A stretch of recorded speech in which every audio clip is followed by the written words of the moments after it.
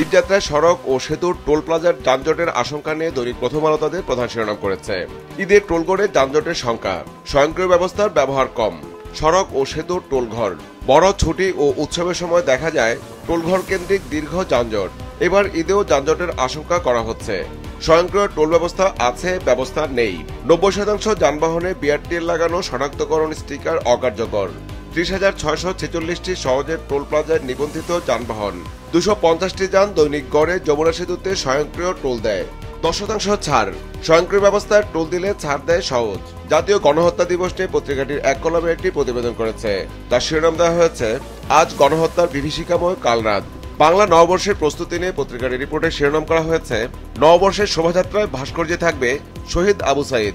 নববর্ষের প্রস্তুতি, সংস্কৃতি মন্ত্রণালয়ের উদ্যোগে অনুষ্ঠান হবে অন্তর্ভুক্তিমূলক। বিভিন্ন জনগোষ্ঠীর সাংস্কৃতিক ঐতিহ্য তুলে ধরা হবে। তারকা ক্রিকেটার তামিম ইকবালের হার্ট অ্যাটাক করা নিয়ে পত্রিকাটির রিপোর্টে শিরোনাম করা হয়েছে, হৃদরোগে আক্রান্ত তামিম, 48 ঘন্টার পর্যবেক্ষণে। বিআইডিএস এর ধারণা জরিপ নিয়ে সমকাল তাদের প্রধান শিরোনাম করেছে, বেড়েছে দারিদ্র্যের হার, কমেছে খাদ্য নিরাপত্তা। বিআইডিএস এর ধারণা জরিপ, দারিদ্র্য বেড়ে যাওয়ার অন্যতম কারণ মূল্যস্ফীতি। জরিপ করা হয়েছে 5 জেলায়। আগের চেয়ে সার্বিক পরিস্থিতির অবনতি হয়েছে।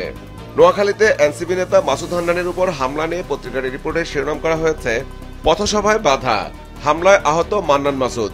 ভোলায় এনসিপি নেতার হাত পা ভেঙে দেওয়ার অভিযোগ। জাতীয় গণহত্যা দিবস নিয়ে পত্রিকাটির রিপোর্টে শিরোনাম করা হয়েছে, আজ 25 মার্চ, জাতীয় গণহত্যা দিবস। গণহত্যা ও নৃশংসতায় ভয়াল কাল রাত, সারা দেশে 1 মিনিটের ব্ল্যাকআউট। জাতীয় নাগরিক পার্টির অবস্থান নিয়ে দৈনিক যুগান্তর তাদের একটি বিশেষ প্রতিবেদন করেছে। যার শিরোনাম দেওয়া হয়েছে, আলোচিত ফেসবুক স্ট্যাটাস ঘিরে জনমনে নানা প্রশ্ন, শুরুতেই হোঁচট এনসিপির। রিপোর্টে বলা হয়েছে, দল গঠনের প্রথম দিক থেকেই পিছু ছাড়ছে না বিতর্ক।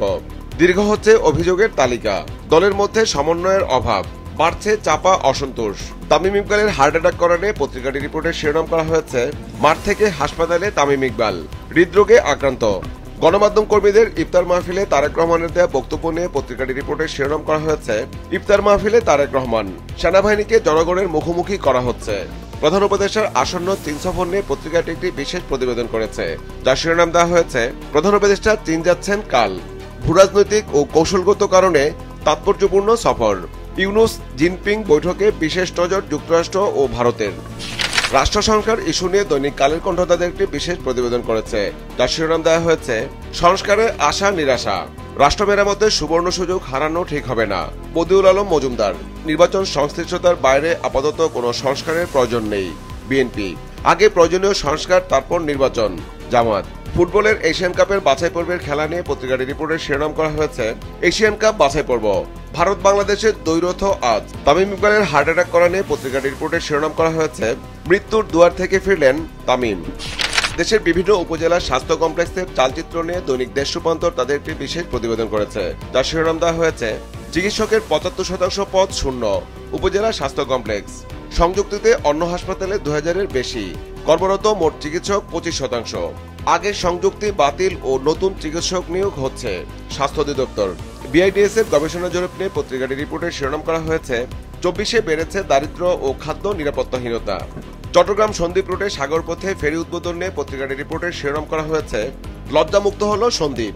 ফেরি উদ্বোধনী অনুষ্ঠানে প্রধান উপদেষ্টা ডক্টর মোহাম্মদ ইউনুস। ট্রাভেল এজেন্সিগুলোর অনিয়ম নিয়ে দৈনিক কালবেলা তাদের একটি বিশেষ প্রতিবেদন করেছে।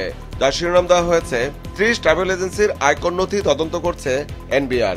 তদন্তে বেরিয়ে আসছে সম্পদের নানা তথ্য। টিকিট সিন্ডিকেটে জড়িত বিদেশি এয়ারলাইন্সগুলোর জিএসএ, সানশাইন, গোল্ডেন বেঙ্গল সহ শীর্ষ ট্রাভেল এজেন্সি চিহ্নিত। যারাই অনিয়ম করবে তাদের বিরুদ্ধে ব্যবস্থা, আয়কর গোয়েন্দা মহাপরিচালক। চলমান বিভিন্ন গুজব নিয়ে পত্রিকাটি একটি বিশেষ প্রতিবেদন করেছে। তার শিরোনাম দেওয়া হয়েছে, গুজব নামের ডালপালায় ছড়াচ্ছে উৎকণ্ঠা। প্রায় সব গুজবের রাজনৈতিক উদ্দেশ্যে পরিকল্পিতভাবে ছড়ানো হচ্ছে এই গুজব। উদ্দেশ্য অস্থিতিশীলতা সৃষ্টি। পতিত আওয়ামী লীগের কর্মী সমর্থকদের ফেসবুক আইডি থেকে বেশি ছড়ানো হচ্ছে।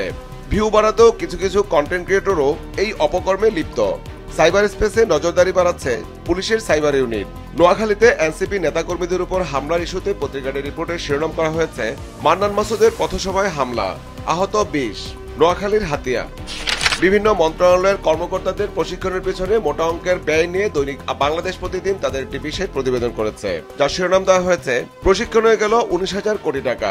সরকারি কর্মকর্তা কর্মচারীদের জন্য 5 বছরের ব্যয়। প্রশিক্ষণ নিয়ে বদলি হয়ে যান অন্য মন্ত্রণালয়ে। অবসরের কয়েকদিন আগেও নিচ্ছেন প্রশিক্ষণ। বিএনপি ও এনসিপির অবস্থান নিয়ে পত্রিকাটি একটি বিশেষ প্রতিবেদন করেছে, যার শিরোনাম দেওয়া হয়েছে 2 মেরুতে বিএনপি এনসিপি। সংস্কার প্রশ্নে গুরুত্বপূর্ণ অনেক বিষয়ে দ্বিমত। প্রধান উপদেষ্টার আসন্ন চীন সফর নিয়ে পত্রিকাটি একটি বিশেষ প্রতিবেদন করেছে, যার শিরোনাম দেওয়া হয়েছে চোখ চীনে, ডক্টর ইউনূস যাচ্ছেন কাল, প্রাধান্য পাবে অর্থনৈতিক সহযোগিতা।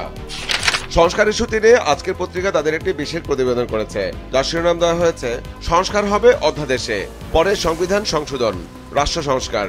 মন্ত্রণালয় বিভাগ পর্যায়ে 121টি সংস্কার প্রস্তাব আশু বাস্তবায়নের সিদ্ধান্ত।